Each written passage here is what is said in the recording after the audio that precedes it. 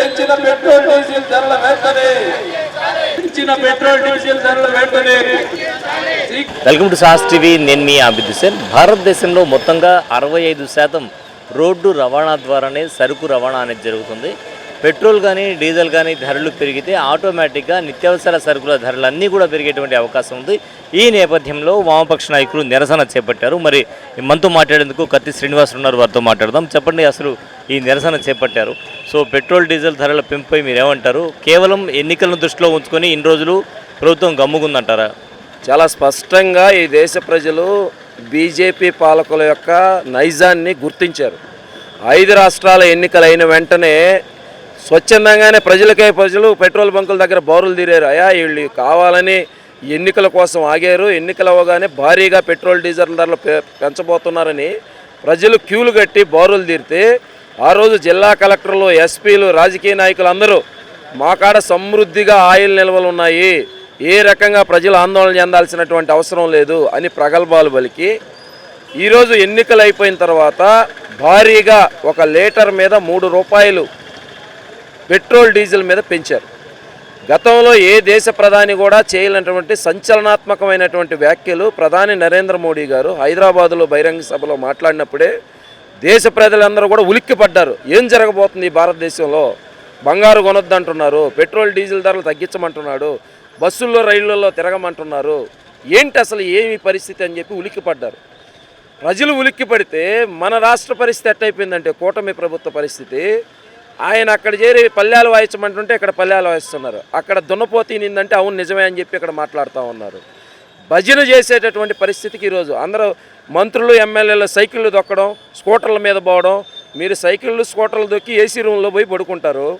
3 రూపాయలు పెరిగితే petrol diesel మీద 3 రూపాయలు పెరిగితే ఆటో కార్మికుల ఉపాధి ఎంత ఇబ్బందిగా జరుగుతుంది. లక్షలాది మంది ఈరోజు దేశంలో వ్యవసాయ రంగం తర్వాత అత్యధిక మంది ఉపాధి పొందుతున్నటువంటి రంగం రవాణా రంగం. ఈ రవాణా రంగంలో ఎంతమంది ఈరోజు ప్రభుత్వ ఉద్యోగాలతో సంబంధం లేకుండా స్వయంగా ఉపాధి పొందుతున్నారు. వీరందరి మీద ఎంత తీవ్ర ప్రభావం ఈ పెట్రోల్ డీజిల్ ధరలు ప్రభావం చూపుతాయి. పరోక్షంగా నిత్యావసర వస్తువులు, సరుకులు, అన్ని రకాల వస్తువుల ధరలు భారీగా పెరిగి ఇప్పటికే వస్తున్న జీతాలు, కూలీలతో కుటుంబ అవసరాలు తీరక ప్రజలు ఇబ్బందులు పడతా ఉన్నారు. దీని మీద మాట్లాడాల్సింది పోయి మీరు సైకిళ్ళు దొక్కండి, నా కాన్వాయిలో 2 కార్లు తగ్గించుకున్నా, 4 టైర్లు తగ్గించుకున్నా అనేటటువంటి డైవర్షన్ పాలిటిక్స్, ప్రజల్ని పక్కదారి పట్టించేటటువంటి పాలిటిక్స్ పోషిస్తున్నారు. పెట్రోల్ డీజిల్ ధరల పెంపు వల్ల ఏ రంగాలపై ఎఫెక్ట్ పడేటువంటి అవకాశం ఉంది?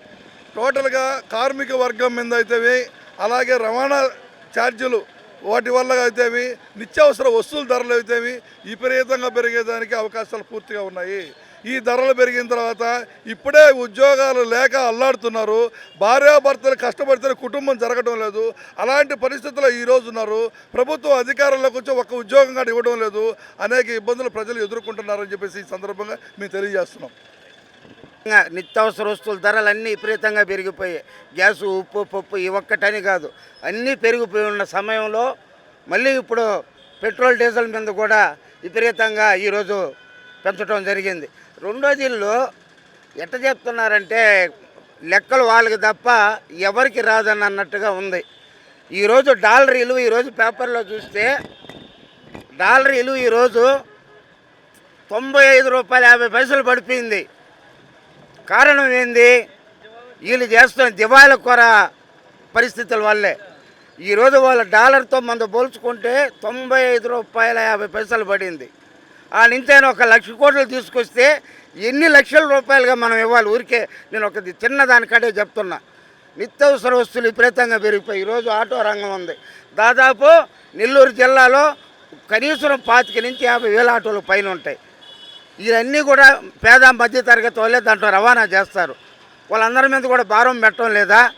ఈరోజు రొయ్యల వ్యాపారం చేస్తున్నారు, లేదు ఇంకొకటి ఉంది. ఇవన్నీ కూడా ట్రాన్స్పోర్ట్కి సంబంధించినవి కదా.